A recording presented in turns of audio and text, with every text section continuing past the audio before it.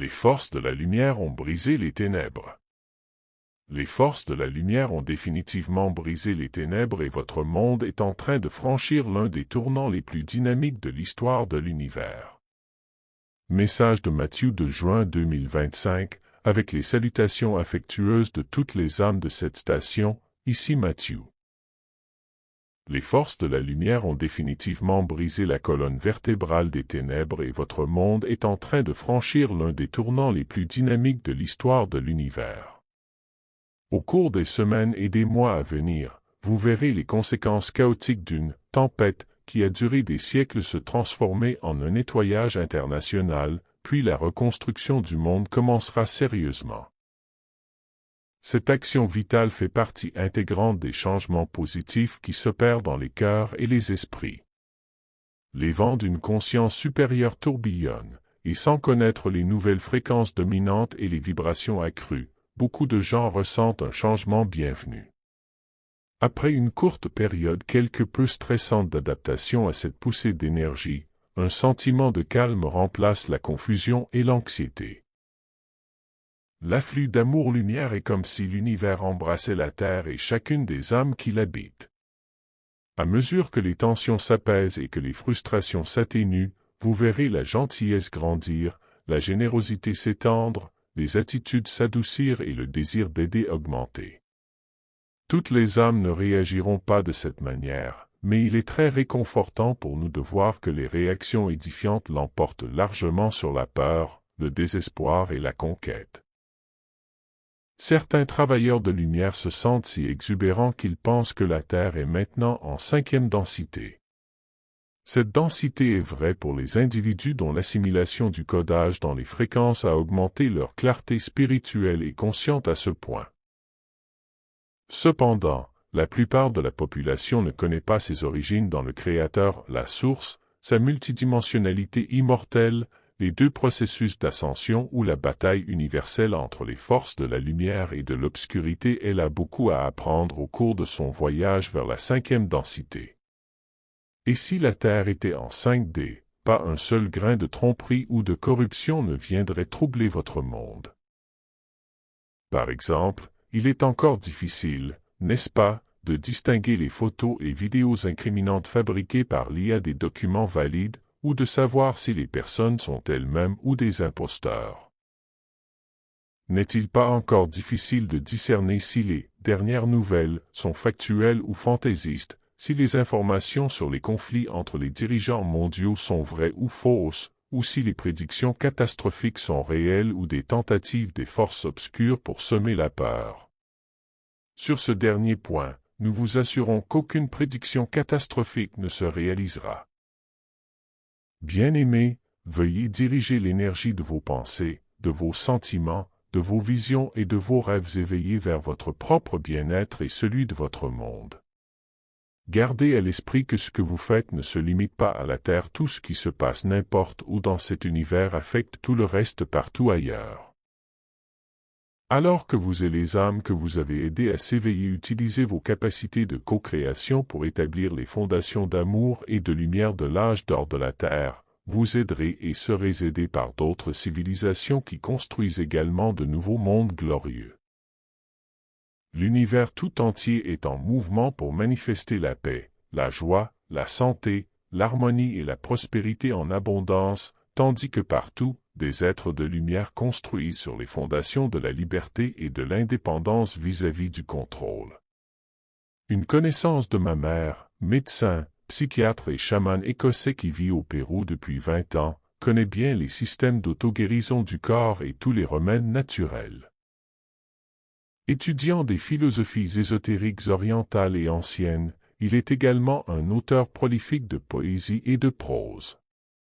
Avec sa permission, nous partageons ce qu'il a récemment publié. La véritable liberté et l'indépendance sont l'essence même de l'existence, le souffle libéré de l'âme.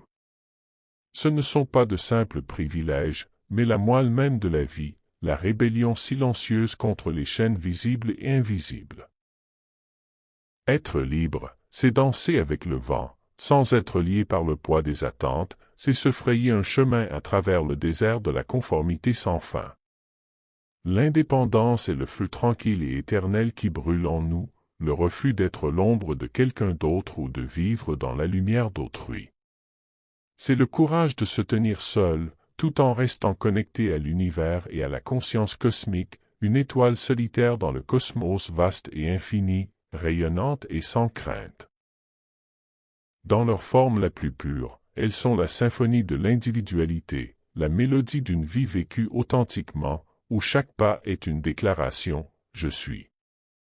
Je choisis. Je suis libre. Qu'il en soit ainsi. Longue vie à la véritable liberté et à l'indépendance. Le choix d'un Américain comme nouveau pape était-il une décision stratégique ou le reflet fidèle du respect que lui portaient les cardinaux? Son élection était une décision stratégique, mais avant d'en dire plus à ce sujet, parlons un peu des 2000 ans d'histoire des papes depuis Saint Pierre, considéré comme le premier. Jusqu'à il y a 1000 ans, les empereurs avaient généralement le dernier mot sur la succession, puis ce pouvoir a été confié aux cardinaux, et ceux qui appartenaient aux familles les plus riches d'Italie devenaient souvent papes. Il est difficile d'imaginer que la papauté était très convoitée. Au cours du premier millénaire, la plupart des papes sont morts de mort violente et ont été qualifiés de martyrs, mais certains documents indiquent qu'ils ont, involontairement ou intentionnellement, fait quelque chose qui a déplu au pouvoir en place. La mort des deux derniers papes, Jean-Paul II et François, montre que le fait de destituer quelqu'un qui ne respecte pas les instructions continue de prévaloir. Lorsque le processus de clonage était mis au point dans des laboratoires scientifiques, Jean-Paul a été cloné, puis tué. Sa nature douce et bienveillante était si forte qu'elle s'est manifestée chez le clone pendant les quelques années où il l'a remplacé. Son désir d'apporter la lumière au Vatican était également fort, mais le clone n'a jamais été autorisé à mettre en œuvre les réformes que Jean-Paul souhaitait initier. Il y a 5 ans, François a été tué pour avoir défendu le Nézara, voulu mettre fin aux rituels sataniques, utiliser la fortune du Vatican pour aider les pauvres et restituer les œuvres d'art volées. Une image holographique de lui a été brièvement produite à distance, jusqu'à ce qu'il puisse être représenté par un vieil homme corpulent portant un masque. Cette imposture a duré jusqu'à ce qu'il soit décidé que le vénéré François devait passer dans la vie spirituelle et qu'un nouveau pape soit installé. Toutes ces décisions ont été prises par les Illuminati. Depuis environ 200 ans, les générations de cette sinistre société secrète constituent le pouvoir invisible du Vatican. C'est grâce à leur influence et à leur égoïsme qu'il y a un siècle, la Cité du Vatican est devenue un État souverain indépendant, doté de son propre gouvernement, de son propre trésor, de ses propres lois, de ses propres activités commerciales et d'une population restreinte. En tant que plus petit pays du monde, le Vatican peut participer aux affaires diplomatiques et politiques internationales, et en tant que dirigeant autocratique, le pape a une autorité absolue sur tout ce qui se passe dans le pays et dans l'Église catholique mondiale. Les Illuminati utilisent le Vatican pour blanchir de l'argent, stocker des œuvres d'art volées aux Juifs par les nazis pendant la Seconde Guerre mondiale, et comme quartier général international du satanisme et principal site de sacrifice humain. Or, tout ce que font les Illuminati est planifié de manière stratégique, généralement des années, voire des décennies avant de passer à la première étape d'un programme détaillé. Cependant, des situations qui pouvaient auparavant être considérées comme stables pour les années à venir ne le sont plus, et la décision concernant le successeur de François a été prise relativement récemment. Robert Prévost est intelligent, très cultivé et compétent, multiculturel et sympathique, et il est en effet respecté par de nombreux membres du Collège des cardinaux. Son nom vient de sa grande admiration pour le dernier pape Léon, dont il partage l'intérêt pour venir en aide à ceux qui en ont besoin. En le choisissant, les Illuminati pensent que Léon XIV pourra redynamiser l'importante population catholique des États-Unis, qui s'éloigne rapidement du dogme et du financement de l'Église, et il rappelle au gouvernement de ce pays qu'ils exercent toujours une forte influence sur ses systèmes économiques, juridique et judiciaire. Ils espèrent que les catholiques fervents, enthousiasmés par le premier pape américain, les aideront à conserver ce pouvoir. Et comme les Péruviens affirment qu'il est l'un des leurs et qu'ils sont également enthousiastes, les Illuminati pensent que le nouveau pape pourrait être en mesure de rallier ce pays, voire toute l'Amérique du Sud, à leur cause. Rien de tout cela ne se produira, et le catholicisme et toutes les autres religions subiront des changements à mesure que leurs adeptes, de plus en plus conscients, abandonneront les aspects manipulateurs et contrôlants et renforceront le spirituel. Veuillez demander à Matthew si RFK Jr. peut découvrir la cause de l'augmentation vertigineuse du taux d'autisme afin qu'elle puisse être stoppée. Le secrétaire à la santé et aux services sociaux sait, tout comme de nombreux médecins et scientifiques médicaux, que la cause réside dans les ingrédients contenus dans les vaccins administrés systématiquement aux nourrissons. Afin d'éviter toute apparence de lien entre les vaccins et l'autisme, les lots de vaccins contiennent des niveaux variables d'ingrédients nocifs, voire aucun, et cette différence flagrante se reflète dans la population. Reste à voir ce que feront les redoutables ennemis de M. Kennedy, les dirigeants et les lobbyistes de l'industrie médicale, pour l'empêcher de divulguer des preuves qui montrent leurs actions inadmissibles contre le bien-être et la vie même de l'humanité. La médecine occidentale est le résultat d'une collusion entre les dirigeants des organisations gouvernementales jusqu'à l'OMS et les propriétaires dirigeants des compagnies d'assurance, des sociétés pharmaceutiques et des administrations hospitalières. Ces collaborateurs, qui font partie des Illuminati, de l'État profond, du Nouvel Ordre mondial, du gouvernement de l'ombre et d'autres organisations, créent des maladies et des troubles parce que tout ce qui touche à la santé physique, mentale et émotionnelle leur rapporte énormément. Ils ont tué, emprisonné ou retiré leur licence à des membres du personnel médical qui guérissaient des maladies par des méthodes naturelles ou l'utilisation de fréquences. En plus de proliférer les toxines par le biais de diverses vaccinations, ils ont interdit les remèdes efficaces et supprimé les technologies qui pourraient grandement bénéficier aux populations.